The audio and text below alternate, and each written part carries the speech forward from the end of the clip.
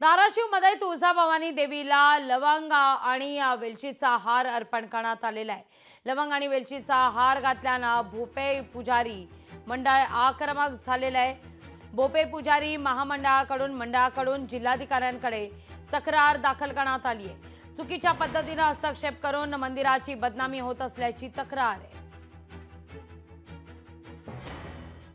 भोपे पुजारी मंडळाच्या वतीने मी प्रशासनाला सांगू इच्छितो की केरळमध्ये सुद्धा कार्तिकेयच्या मंदिरात चॉकलेटचा हार दररोज घातला जातो।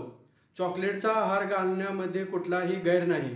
असे असताना प्रशासन चुकीच्या लोकांच्या मागणीला ग्राह्य धरून भक्तांवरती अन्याय करत आहे। तर आमची भोपे पुजारी मंडळाची मागणी आहे की लवकरात लवकर मंदिर प्रशासनाने योग्य तो निर्णय घेऊन भक्तांचं समाधान करावं।